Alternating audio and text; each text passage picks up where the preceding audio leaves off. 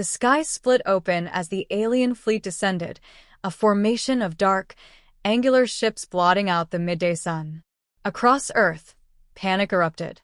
Cities fell silent, people staring at the otherworldly vessels hovering like grim omens. Then came the message. A booming, distorted voice echoed across every device and frequency. Humans, we are the Clivax. Your world holds the water we require. Surrender it or face annihilation.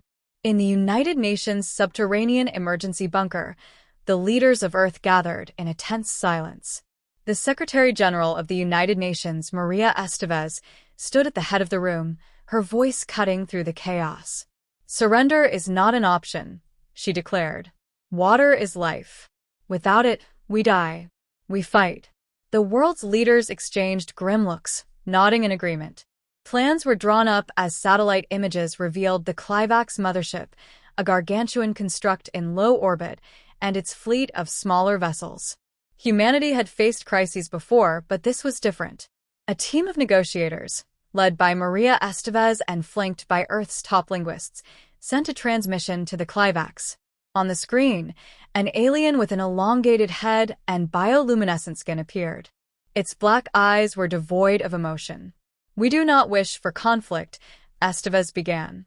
Why not collaborate? We have technology, and... The alien interrupted with a mechanical hiss. Your kind has nothing we value. You are a primitive species hoarding what belongs to us. The transmission ended abruptly. The Clivax fleet began deploying smaller ships, which entered Earth's atmosphere. They hovered over oceans and major water bodies, preparing to siphon Earth's water directly into orbit. Humanity scrambled to respond. Defense systems fired at the ships, but their shields absorbed every missile, every laser. The aliens' technology was centuries ahead. In a secret military installation, Dr. Evelyn Park, a leading physicist, examined fragments of debris from a damaged alien scout ship. She worked feverishly with her team, decoding the alien materials and energy fields. This isn't magic, Park muttered, her eyes scanning the holographic readout. It's physics, just on a scale we haven't mastered. Within days, her team cracked the code for the Clivax shields. Using this knowledge, Earth's engineers retrofitted existing satellites with makeshift plasma disruptors capable of penetrating the alien barriers. Meanwhile, Earth's military strategists devised a trap. They would lure the Clivax into a false sense of security by feigning surrender, then strike when the enemy was vulnerable.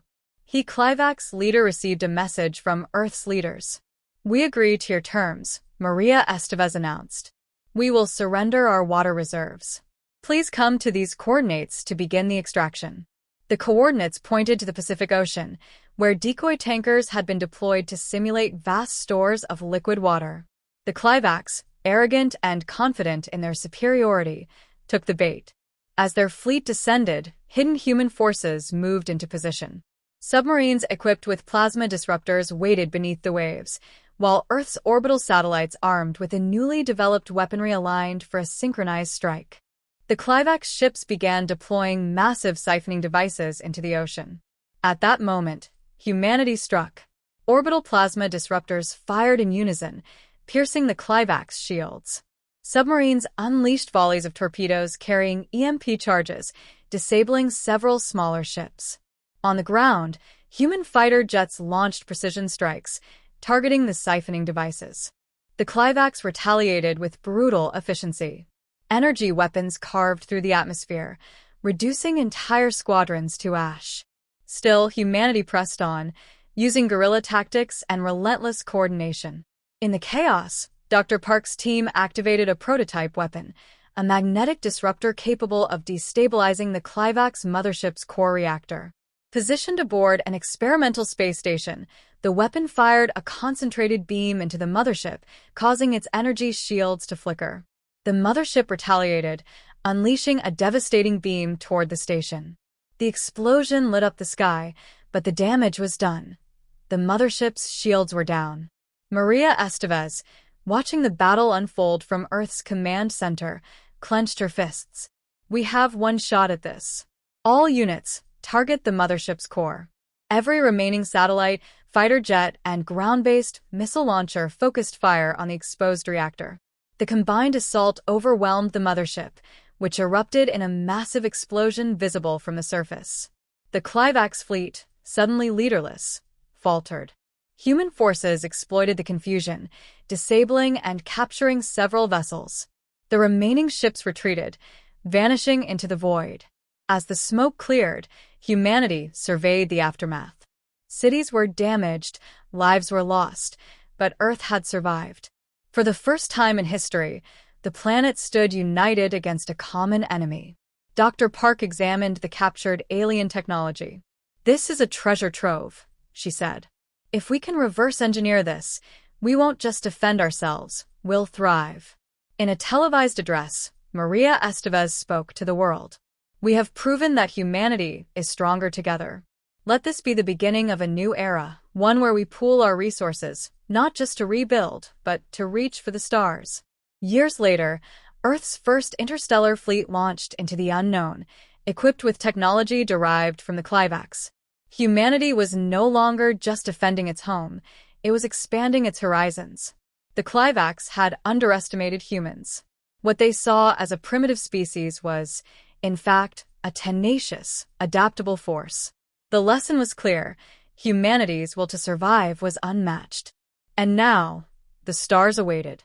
The world, though scarred from the battle, surged into a golden age of innovation and unity. Governments established the Earth Council, a singular governing body to oversee humanity's burgeoning interstellar ambitions.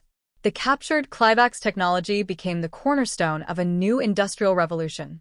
Dr. Evelyn Park spearheaded the Project Aegis initiative, aimed at fortifying Earth's defenses while expanding humanity's reach into the cosmos. Massive orbital shipyards constructed humanity's first warships, sleek vessels bristling with plasma disruptors, electromagnetic shields, and fusion-based propulsion systems. Despite their retreat, humanity knew the Clivax would return, likely with reinforcements.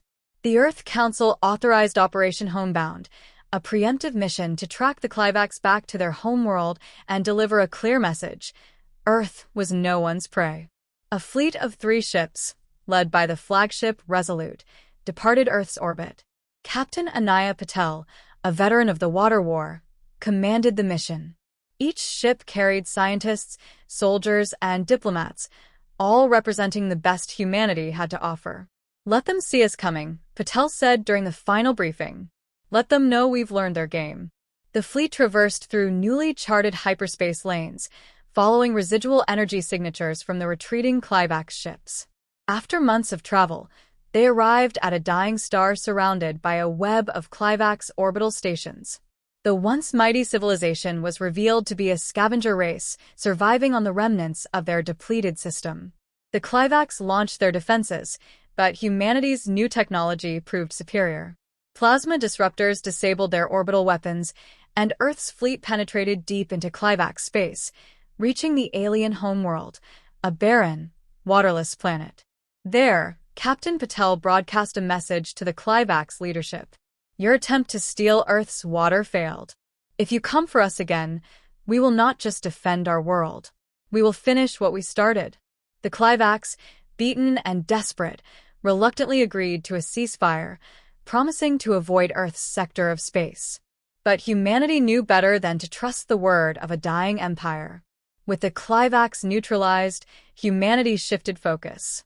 Expeditions ventured into nearby star systems, establishing colonies and seeking allies. They encountered species far older and more advanced, but Earth's reputation preceded it. Stories of the Water War and humanity's ingenuity spread across the galaxy.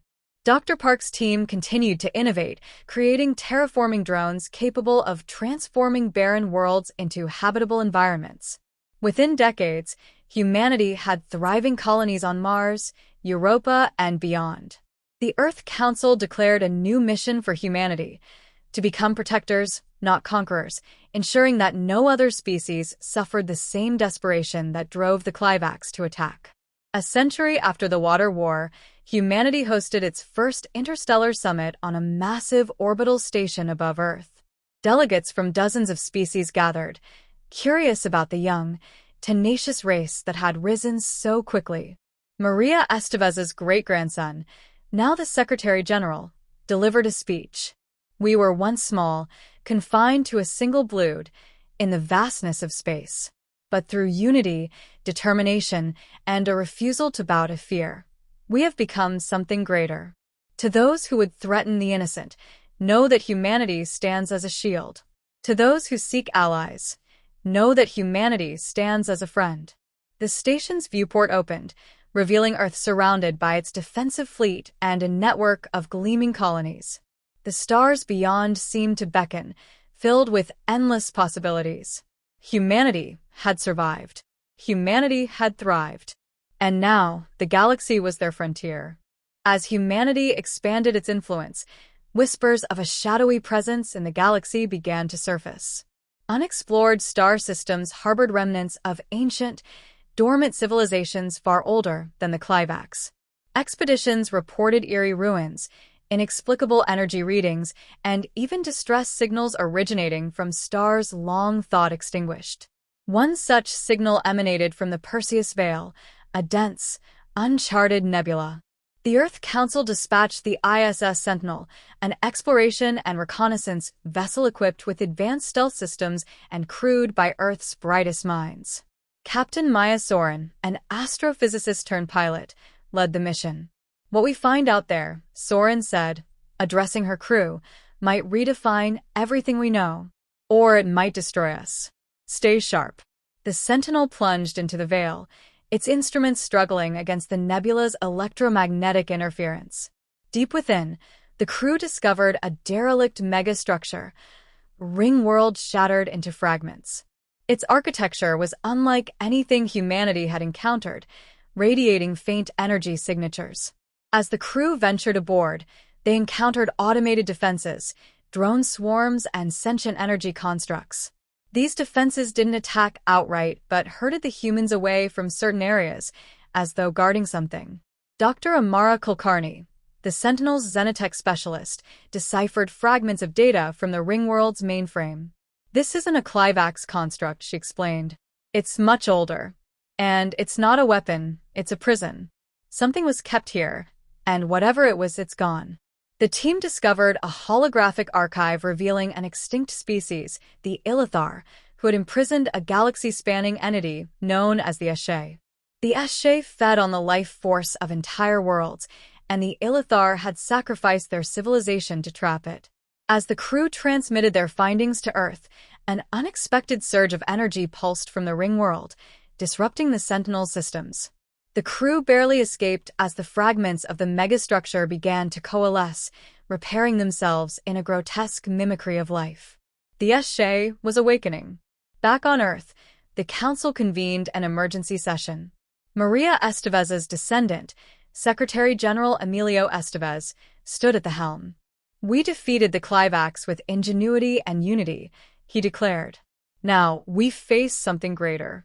But we are not the same species we were a century ago. We have allies. We have technology. We have hope." Humanity sent emissaries to neighboring civilizations, calling for aid. Some were hesitant, fearing the Esche would target them. Others, inspired by humanity's defiance in the water war, pledged their fleets and resources. Among the allies was the Vraith, a nomadic species with advanced bioorganic ships, and the Orquan, a militaristic race impressed by Earth's resilience. Together, the coalition developed a strategy to contain the Esche. Dr. Kulkarni proposed a bold plan to create a galactic nullifier, a massive device capable of emitting an energy field that could suppress the Esche's power. The device would require the combined resources of the coalition and had to be deployed near the Esche's core, the rebuilt Ringworld. The coalition fleet, numbering in the thousands, converged on the Perseus Veil. The Esche, now fully awakened, extended its influence, consuming nearby systems and growing stronger with each passing moment. The battle began with the Esche unleashing waves of energy constructs, massive tendrils of plasma and gravity bending space-time itself. The coalition fought valiantly, their combined firepower barely holding the entity at bay. Captain Soren and the Sentinel led a small strike team to deploy the nullifier at the Ringworld's core. As they approached, the Esche targeted them with relentless attacks. Several ships were lost, but the Sentinel pressed on, its crew willing to sacrifice everything. Dr. Kulkarni, aboard the Sentinel, worked tirelessly to calibrate the nullifier. "It's ready," she shouted, her voice cracking with urgency. "But we need to buy more time."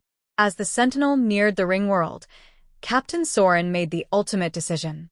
She ordered the crew to evacuate while she piloted the ship on a collision course with the Esche's core. "Humanity was born fighting," Soren said in her final message. "Let this remind the galaxy who we are."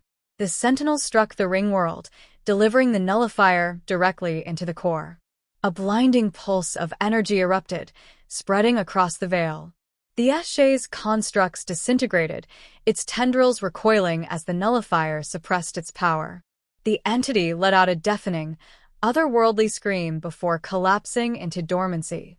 The Coalition fleet watched in awe as the veil fell silent. The victory cemented humanity's place as a leader among the stars.